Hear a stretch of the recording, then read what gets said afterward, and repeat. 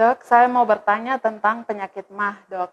Sebenarnya MAH dengan GERD itu, dok, apa perbedaannya? Nah, di sini perbedaannya begini ya. Yang disebut dengan MAH itu adalah kumpulan gejala rasa tidak enak pada bagian perut atas.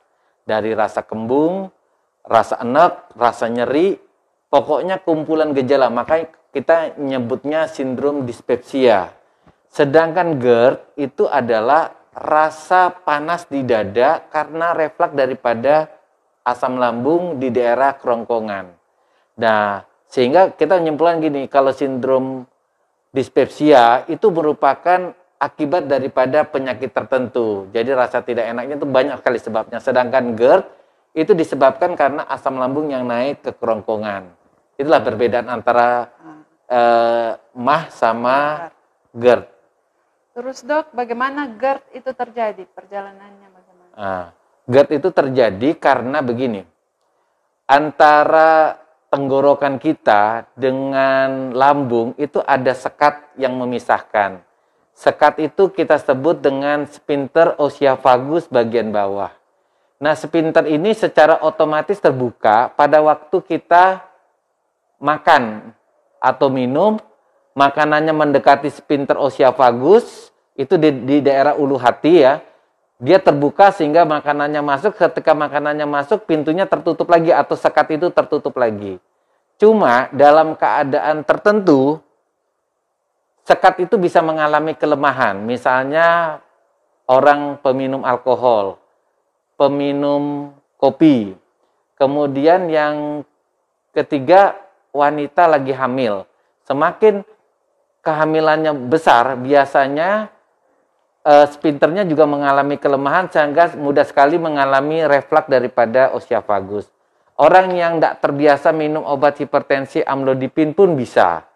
Kemudian yang paling sering adalah rasa cemas, kelelahan, stres, fobia, takut hal-hal tertentu mengakibatkan sphincter oesophagusnya juga melemah. Lalu pada waktu pasien tidur, asam lambung akan turun ke daerah oesophagus sehingga terjadilah iritasi di daerah oesophagus sehingga muncullah keluhan-keluhan seperti nyeri ulu hati tembus belakang, rasa panas, rasa sesak, jantung berdebar-debar, rasa pahit di tenggorokan, rasa asam di tenggorokan, ada benda yang mengganjal di tenggorokan, semuanya itu adalah akibat daripada asam lambung yang naik ke daerah kerongkongan. Terus, dok, bagaimana cara mengatasi penyakit GERD ini?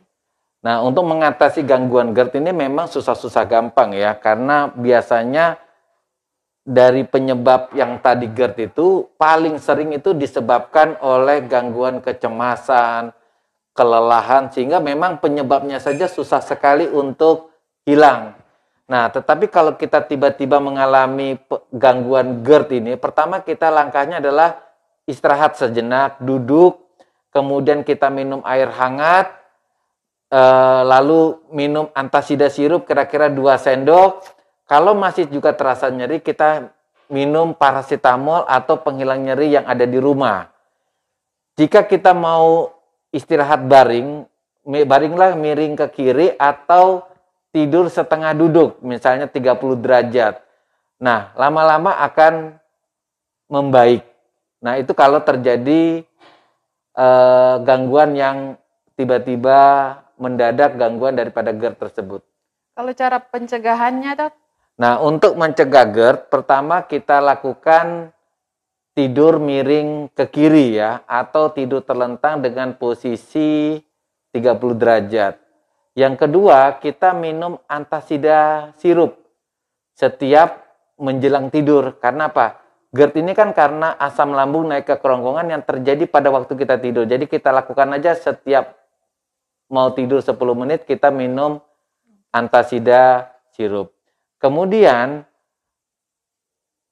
kalau boleh penyebabnya dicegah ya, kalau kita peminum alkohol berhenti, hobi minum kopi juga berhenti.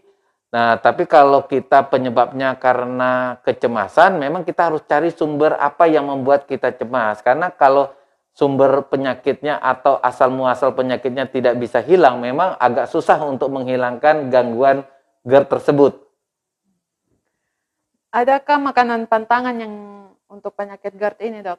Sebenarnya sih makanan tertentu tidak ada pantangan ya, tetapi pada saat kita mengalami gangguan GERD itu kan sebenarnya petanda bahwa sudah terjadi iritasi pada oesophagus. Makanya selama 1 minggu tersebut kita nggak bolehlah makan makanan yang sifatnya pedas ya, kayak cabai, ada merica, atau makanan yang sifatnya kecut atau mengandung getah, misalnya pada buah langsat, rambutan, nangka, nenas.